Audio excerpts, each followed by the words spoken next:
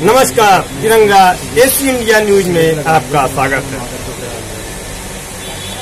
आज हम आपको मुलाकात करा रहे हैं विश्व आयुर्वेद परिषद जिला वाराणसी इकाई के अध्यक्ष डॉक्टर प्रोफेसर राकेश मोहन जी से, और आपसे जानते हैं पंडित दीनदयाल हस्तकला संकुल वाराणसी बड़ालालपुर में जो आयुर्योग एक्सपो 2023 का आयोजन किया गया है, इसके विषय में क्या कहेंगे इस एक्सपो के विषय में? धन्यवाद। सर्वप्रथम यह भारत सरकार एवं उत्तर प्रदेश सरकार के सहयोग से आयुर्वेद एवं योग को बढ़ावा देने के लिए एक एक्सपो का आयोजन किया गया है। यह आयोजन दिनांक 24 जनवरी से लेकर 27 जनवरी तक 24 फरवरी से लेकर 27 फरवरी तक चलेगा और इस आयोजन में आयुर्वेद के साथ साथ योग को भी बढ़ावा देने के बारे में सोचा गया है। यह आज के भाग दौड़ के जो समस्या कहिए, लोगों को लगता है कि हम कितना काम कर लें, देर से काम करना, देर तक सोना, देर से उठना। ऐसे में शरीर को स्वस्थ रखने के लिए आयुर्वेद क्या कहता है? आयुर्वेद एक जीवन सिद्धांत है जहां हम स्वास्थ्य को स्वास्थ्य की रक्षा के बारे में सबसे पहले बताते हैं। वह आयुर्वेद का मूल उद्देश्य है कि हम स्वास्थ्य की रक्षा कैसे करें।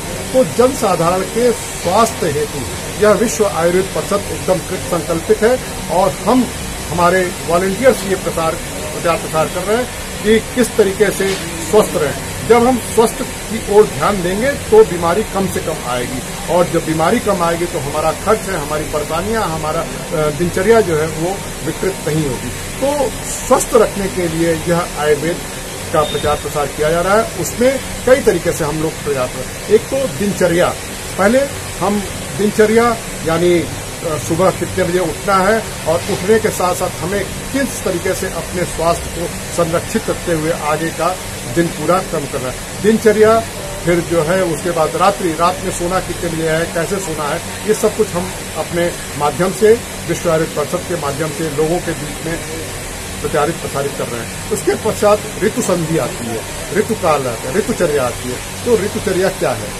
प्रत्येक ऋतु में अलग अलग है। जैसे अभी शीत ऋतु से ग्रीष्म ऋतु आ रही है और वो बीच में एक ऋतु संधि काल आता है। ऋतु संधि काल में हम ये बताते हैं कि अगर आप इस समय स्वस्थ रहना चाहते हैं तो किस तरीके से अपने आप को स्वस्थ रखेंगे। इस ऋतु संधि काल में हम लोगों को जागृत कर रहे हैं कि आप इन तरीके से अपने आप को स्वस्थ रखें। यह जो एक्सपो में हमें जगह प्रोवाइड किया गया वो विश्व आयुर्वेद परिषद का, हम इसमें सबसे पहले प्रयास कर रहे हैं कि जो भी हमारे पास आ रहे हैं लोग इस एक्सपो में, उनको हम प्रकृति के बारे में बता दें। प्रकृति हमारे यहाँ 3 प्रकृति बताई गई है, वातज प्रकृति, पित्तज प्रकृति और कफज प्रकृति। तो जितने लोग आ रहे हैं हम उनके प्रकृति का निर्धारण पहले कर रहे हैं कि आप वातिज प्रकृति के हो, आप पित्तज प्रकृति के हो और आज कफज प्रकृति के हो। आपको इस तरीके से स्वस्थ रहना है। अगर आप वातज प्रकृति के हो तो ये खाइए और इन चीजों को सेवन मत कीजिए। पित्तज प्रकृति हो तो ये आपको इस तरीके से रहना। इस चीज को हम पब्लिक में एजुकेट कर रहे हैं, लोगों को शिक्षा दे रहे हैं कि आप अपनी प्रकृति को जानते हुए अपने दिनचर्या का पालन कीजिए। इसके पश्चात हम कोशिश कर रहे हैं कि उनके रहन सहन के लिए यानी दिनचर्या को आप कैसे पालन करोगे उसके बारे में भी हम लोगों को एजुकेट कर रहे हैं।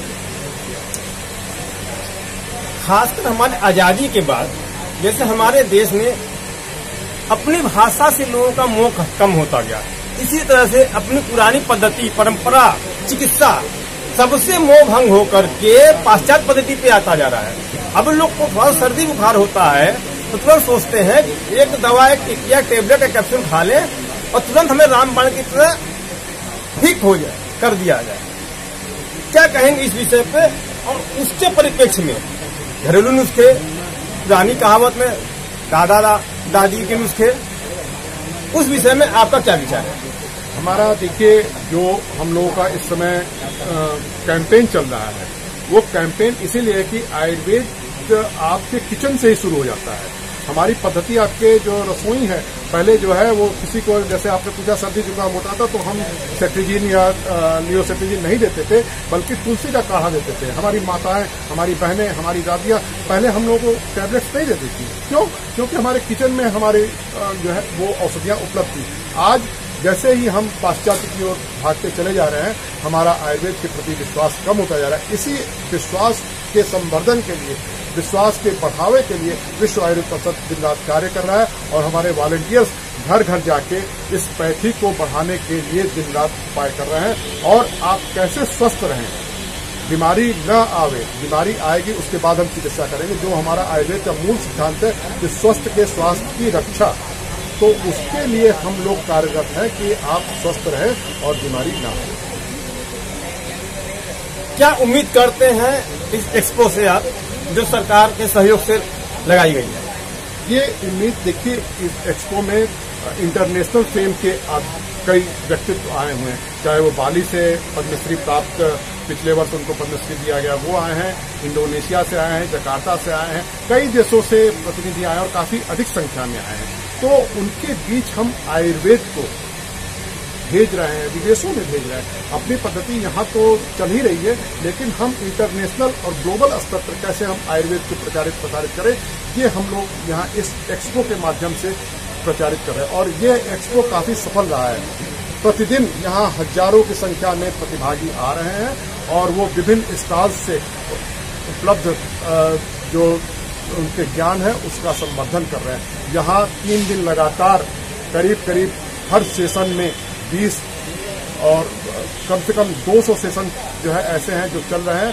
उसमें केवल उनका पेपर है कि किस तरीके से आयुर्वेद और योग का प्रचार प्रसार किया जाए, और वो लगातार योग और आयुर्वेद प्रसारित करने में लगे हुए हैं। इंटरनेशनल लेवल पर, ग्लोबल लेवल पर ये पेपर सबसे एक्सेप्ट हो रहे हैं।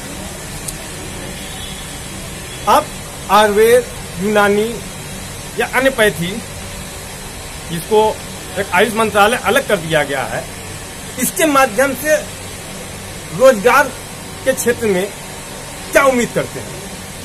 सर्वप्रथम मैं ये कहना चाहूंगा कि देखिए, पहले आयुर्वेद या आयुष मंत्रालय अलग नहीं था, वह चिकित्सा एवं स्वास्थ्य परिवार कल्याण विभाग का एक छोटी सी इकाई थी।